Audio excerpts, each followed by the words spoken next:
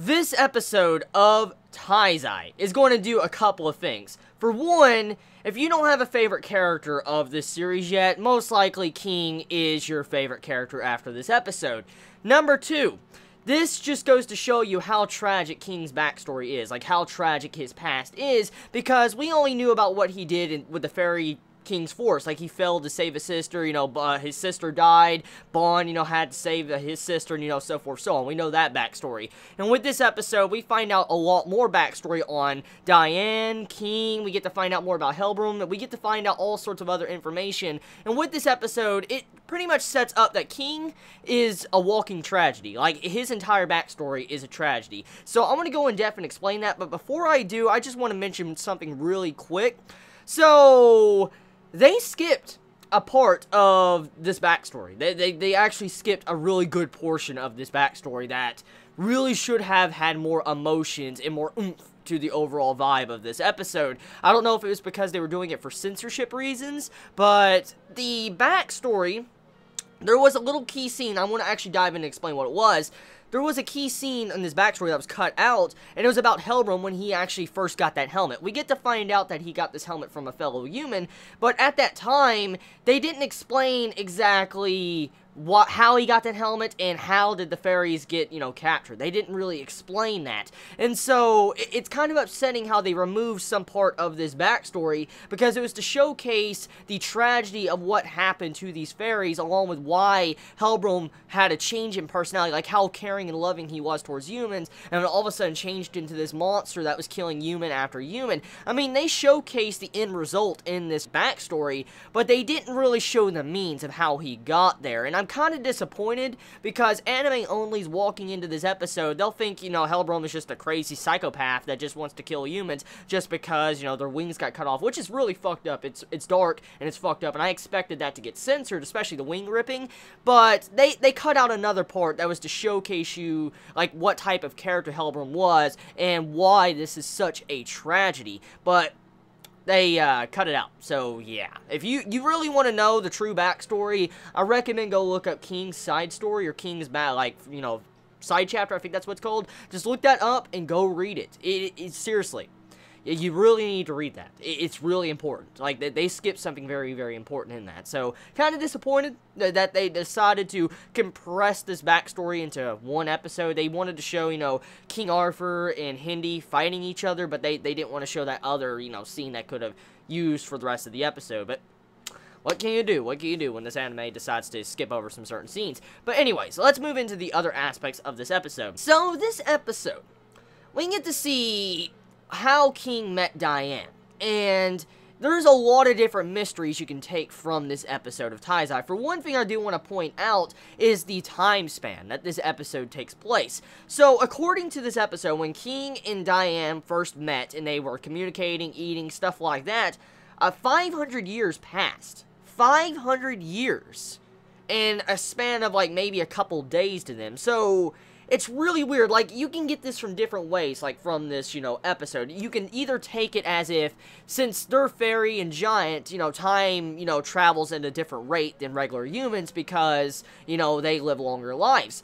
Or you could take it as something else. You could take it as, okay, so something else might be going on here. Like, why did time accelerate that fast? Because King and Diane was unaware of time accelerating that fast. Like, they didn't even feel like it was years. Because you had it to one thing where this dude, gave them some food, and then, like, maybe 2 minutes later into the episode, or less than that, you have it to where they see the dude again, and he says it's been decades, and King doesn't feel like it's actually been decades. It may feel like it's been a day or two. So, something weird is going on in that scene. I just want to point that out. Something very weird is going on, or it could be, the differences between the races. I mean, we have to go figure. Now, let's actually talk about Diane and King's relationship. So, King was saved by Diane. Like, he was slashed down by Hellbroom, the original Hellbroom. And that's one thing they actually cut out. Like, they cut out some really deep meaning to that. And King forgets, like, a lot of memories. Like, he forgets a lot of things because of this. And Diane saves him. In this act, he first meets Diane. And we get to see how they kind of grow up together for, like, 500 plus years. And with this, you see why King has some form of attachment to Diane, because she saved him, he also helped her out, she helped him out, and they spent a lot of years together, as we can see. And he also gave Diane her signature outfits, like her outfit, her orange outfit. King gave that to her, gave her the ponytails, gave her, you know, it gave her everything pretty much she has to this day and time. And so to see that, we find out, you know, what certain meaning behind this outfit that Diane has is actually to King, and why King does care about her so much. And it's kind of sad when you see how he forces Diane to forget in this episode. Like, he puts a rose on the back of her neck, and he makes her forget. And this actually goes upon building upon this tragedy with King. Because, let's look at this. Let's look at the big picture. He couldn't save his sister, okay? The forest burnt down. He couldn't save his sister. She died. His friends got attacked. His best friend got attacked, and everybody else got attacked and destroyed, pretty much. And his friends started hating humans, and he couldn't get there in time. He has to kill his own best friend, as you can see. He shoots him straight for the heart. Apparently it wasn't enough, but I guess in his eyes, he thought he killed his friend.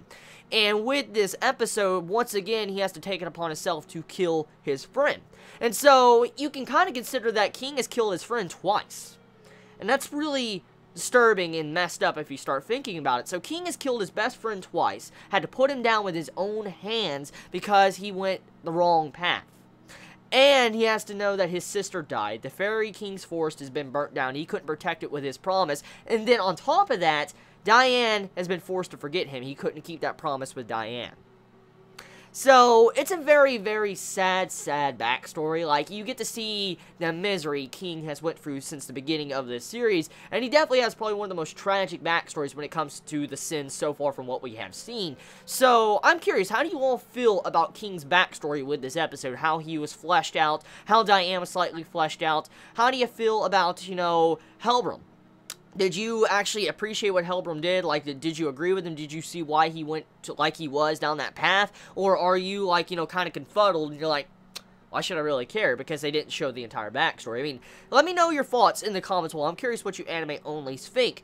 Now, the episode, regardless of that, besides, you know, the skip scene of that, it was a good episode. Like, they nailed the emotions of the episode, especially that voice acting. When you see him starting to break down, he's like, this is why I hate humans. I can't forget the sound of the wings of my friends being ripped off their back.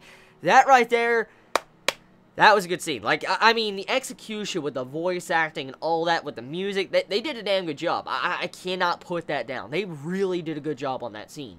So, I'm, you know, half and half when it comes to this episode. I mean, I love this episode, but I'm disappointed that they fell short before the finish line when it came to the backstory. But I expect as much. I really do. Now, I really do. But tell me your thoughts. I mean, how do you feel? I mean, the ending is looking really good, too. You get to see Hindi use Hellfire Blaze.